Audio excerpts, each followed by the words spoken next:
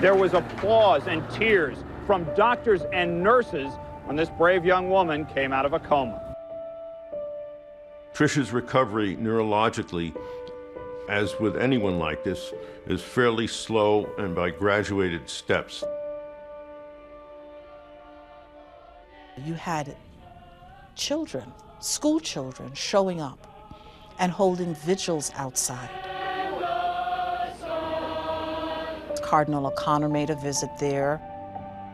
Frank Sinatra sent her flowers. She woke up and looked around and saw the flowers and said, holy smokes, what's going on? Why is Frank Sinatra sending me flowers? She had no sense of the magnitude of the news of the story.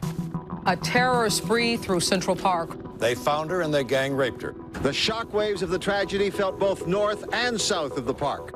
The headlines were just extraordinary. The media was all over this thing. According to police, they bragged and laughed about the rape and beating. This was one of the most compelling stories that New York could see, that a reporter could cover. It took politics, power, rape, racial politics, controversy. People were so angry about what happened. I just wanted to come up here, find somebody, and do bodily harm. So there were a total of 10 people over several months who were charged and either convicted or pled guilty to various crimes in Central Park. The DA decides to charge a group of teenagers in the attack on Trish Maley.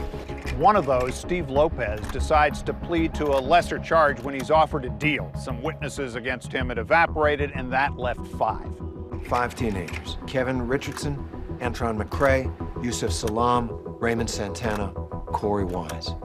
Kids, really.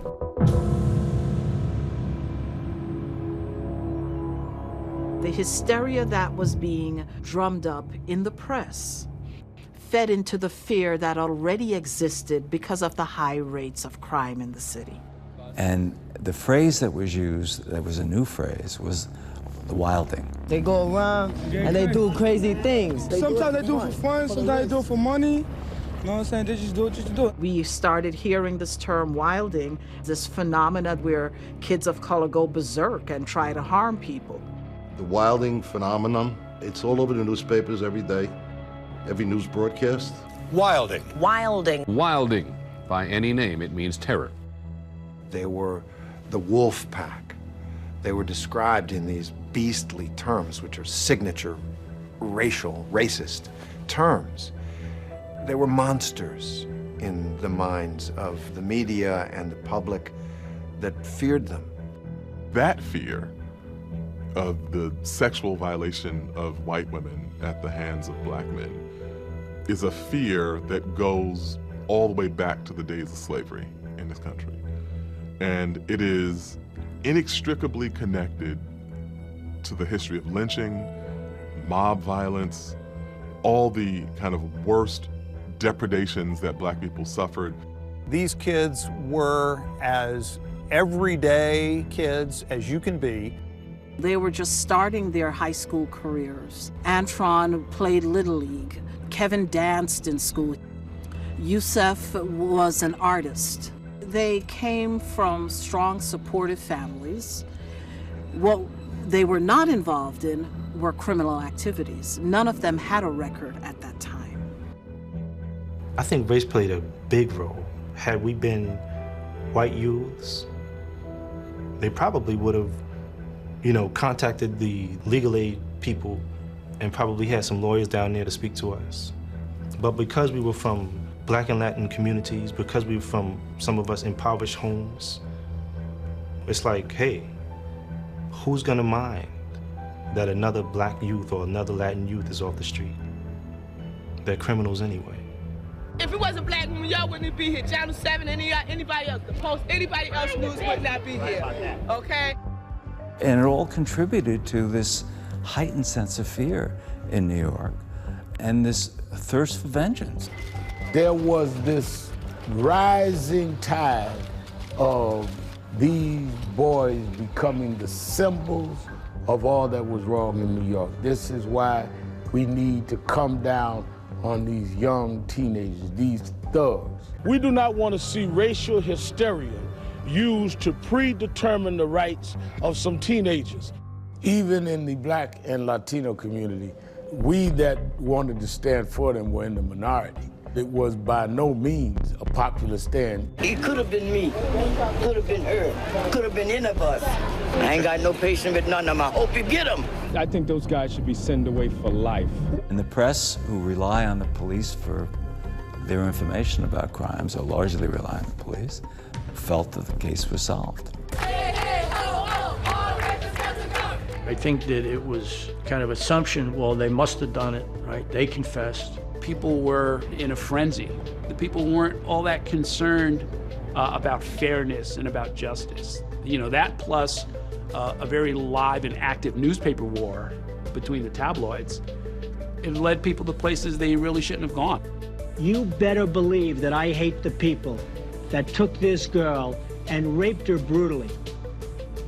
In a full-page ad scheduled to appear in tomorrow's New York City newspapers, millionaire businessman Donald Trump calls for the reinstatement of the state's death penalty. Donald Trump at the time was kind of a swaggering real estate developer, man about town. How does it feel taking pictures of these Playboy models? Well, somebody has to do it. What Donald Trump did was whip up the climate of frenzy around this case a notch higher. Were you prejudging those arrested? No, I'm not prejudging at all. I'm not in this particular case. I'm saying if they're found guilty, if the woman died, which she hopefully will not be dying, but if the woman died, I think they should be executed. He's saying kill him. And I never, ever could describe how enraged I got to call for these kids to be, in effect, lynched. Legal lynching! It should be played out in a court of law, not in the newspapers, not on TV. Those people who made this a media frenzy and set us up so that we could be convicted in the press before we even went to trial.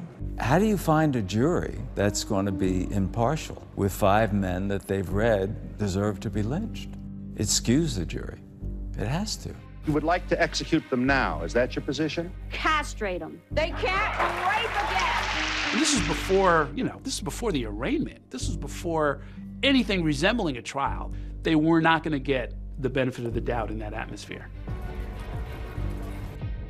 The key victim people are waiting to see if they hear from is the Central Park investment banking jogger herself. It was one of the most anticipated, riveting courtroom moments that I have ever experienced. When I walked to the witness stand the first time, I remember I was very nervous. There's a big problem for the prosecutors. They don't have a shred of DNA and not a whole lot of evidence, period, that links the Central Park 5 to the crime, the victim, or the scene. No physical or forensic evidence links those boys. And yet, the police know that there's a missing man, that there is a rapist out there. Something that haunted me for years was we always felt that we never got everybody. There had to be another guy.